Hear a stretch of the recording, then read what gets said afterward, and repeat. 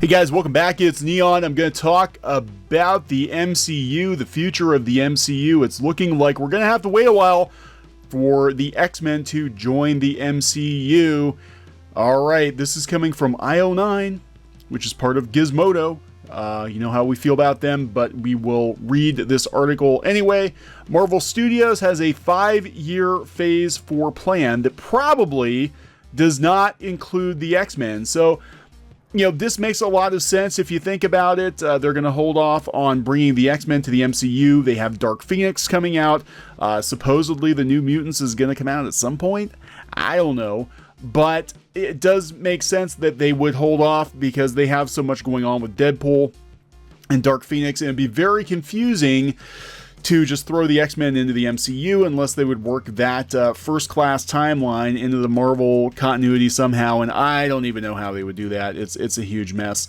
Okay, this is coming from IO9, as we said, after making 22 movies that tell one cohesive story while grossing almost $20 billion worldwide along the way.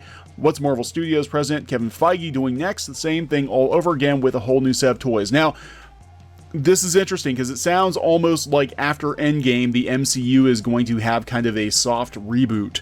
That it's going to feel very different than it did before Endgame. And, you know, we've speculated before that that could be because of the addition of Captain Marvel.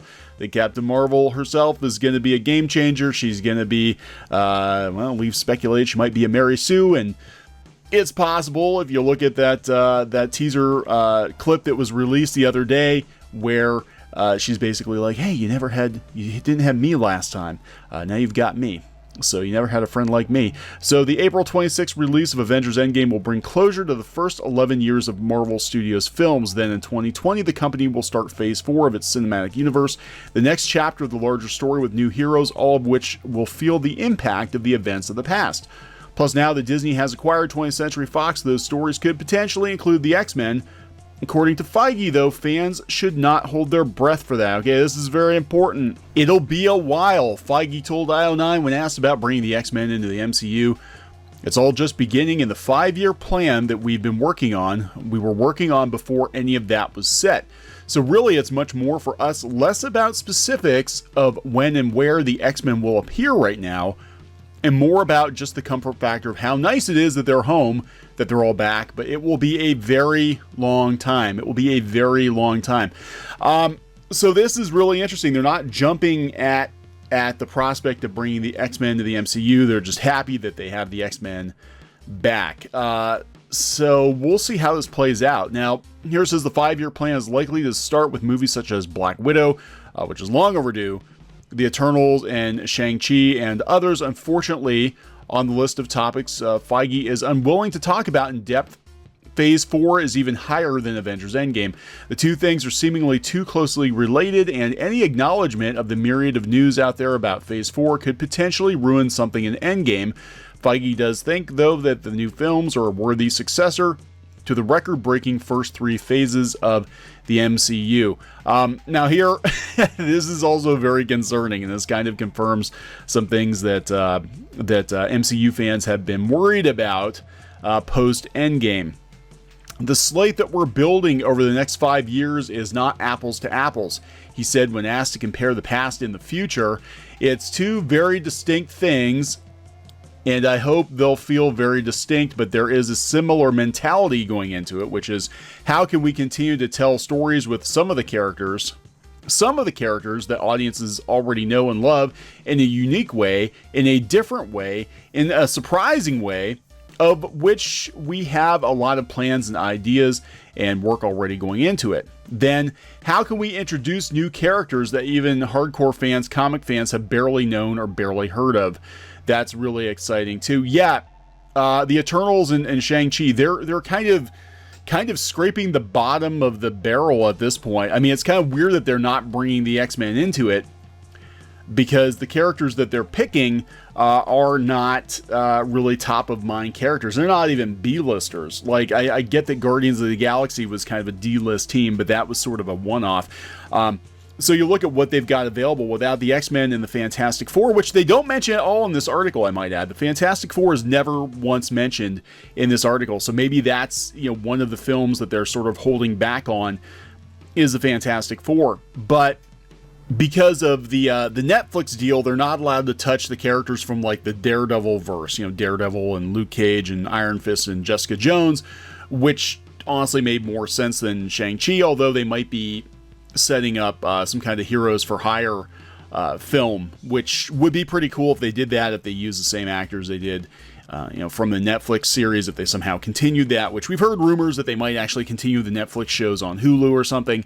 That would be pretty cool, as long as they brought them into the MCU properly, which they sort of never really did. They kind of had, it was implied that they were in the MCU, but they never really had any like hardcore, like, yes, this is definitely 100% taking place in the MCU. Now, if you read between the lines here, this is Feige saying that the MCU is going to go in a very different direction and that they're going to be using really obscure characters. So, I don't know how I feel about that. I think that they're going to kind of minimize, the core Avengers going forward. Now, Black Widow does get her own film, finally. Obviously, they're not going to confirm any more Captain America or Iron Man films at this point. We know Spider-Man's got Homecoming. He's got multiple movies coming out. Spider-Man's not going anywhere, But, some of these other choices are odd. I mean, they've got Black Widow, Black Panther 2, Guardians of the Galaxy Volume 3, which, of course, James Gunn is returning to, Doctor Strange 2, which makes sense. But then films like The Eternals and Shang-Chi, which I think they're hoping for like a Guardians of the Galaxy type reception too. Now, Black Panther wasn't really a terribly well-known character either, but he definitely in the comics was a B-lister. I mean, he might not have been, up until the movie came out, an A-list character, but anybody who read Marvel Comics was familiar with the Black Panther. Not so much with the Eternals and Shang-Chi. I mean, this is going to be really interesting to see, how they pull this one off.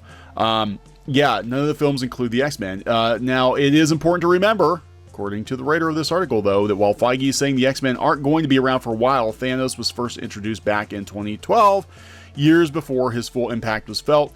And when Marvel and Sony made the deal for Spider-Man, the entire course of Captain America Civil War changed very quickly, at least in filmmaking terms. Marvel has been known to make wild pivots and long downfield teases, so it's entirely possible Feige is being honest, or that whatever happened to his plan is simply too big of a surprise to acknowledge it just yet. We'll get our first answers during Endgame.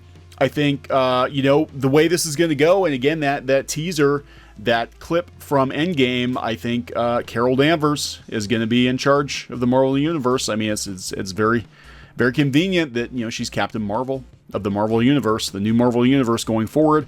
And I think that, we might get a tease about the X-Men or the Fantastic Four in some of these movies, upcoming films. But yeah, we probably won't see a full-blown X-Men movie for a number of years, which probably is a good thing, because at this point, I don't even know how they could do it. I'm trying to figure out how they could work the X-Men into the existing MCU, and it seems like it would be a pretty tough thing to do, that we've gone for, 22 movies and no mention of mutants. I don't know how they could kind of retcon the X-Men, unless they said that the mutants didn't occur because of atomic testing, but actually came about because of, something that happens in the Endgame.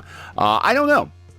So very interesting that they're not going to jump on this right away, and I do understand they had things planned for years ahead of time. It also makes sense as to why they're still going ahead with Dark Phoenix. There were rumors before they were going to table it. They're not tabling it. I'm personally not excited about it. I think it looks just like The Last Stand all over again. So I mean, we'll see if it's any good, but that probably will be the last of the Fox-based X-Men movies, and yeah, whatever. So please subscribe to Clownfish TV for more pop culture news, views, rants, gaming videos, art videos, and more. We'll keep tabs on the MCU here on Clownfish TV. We'll talk later. Bye. Hey guys, thanks for watching Clownfish TV. Please consider supporting the channel. Go to clownfishsupport.com. That's clownfishsupport.com. And if you want to join our community, go to clownfishtalk.com. That's clownfishtalk.com. Please subscribe. Ring the bell for notifications. We will talk to you next time.